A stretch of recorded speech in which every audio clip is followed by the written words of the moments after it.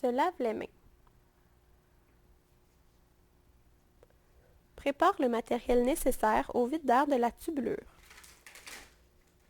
Ouvre l'emballage de la tubulure de façon aseptique en préservant la stérilité des deux extrémités.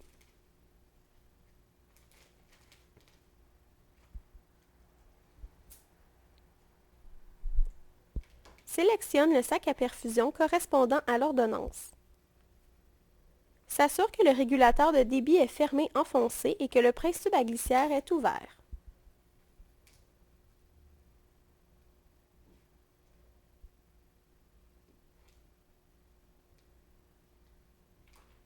Suspends le sac à la tige à perfusion et retire la gaine protectrice du site d'insertion du sac.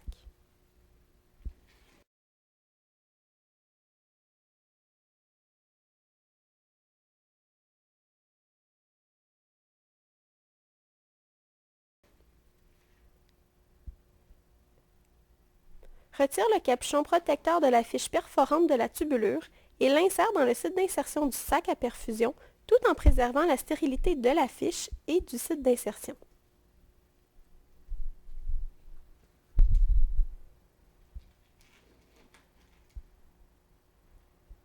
Comprime la chambre compte-gouttes et la relâche pour la remplir jusqu'à la ligne de démarcation, environ à la moitié.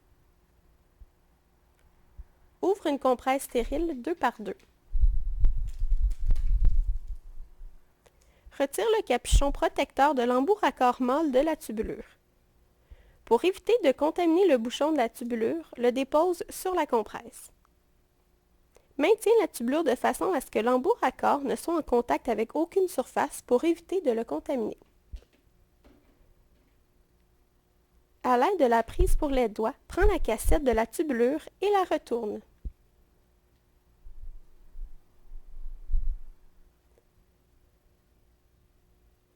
Dévisse doucement le régulateur de débit jusqu'à ce que le soluté coule dans la tubulure.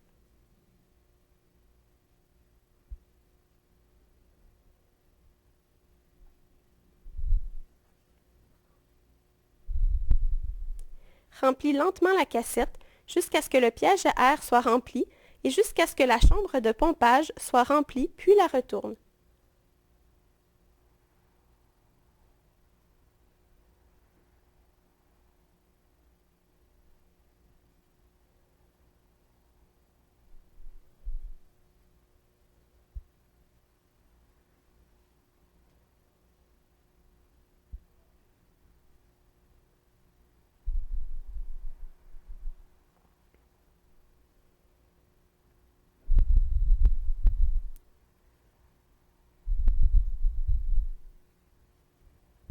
Termine le vide d'air de la tubulure en s'assurant de faire le vide d'air de la chambre de pompage, puis de la dérivation en Y en la renversant.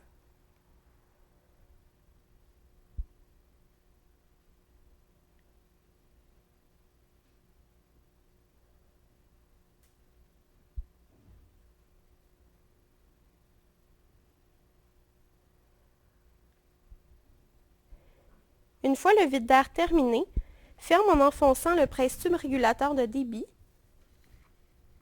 et remets le capuchon protecteur sur la tubulure. Vérifie la présence de bulles d'air dans la tubulure.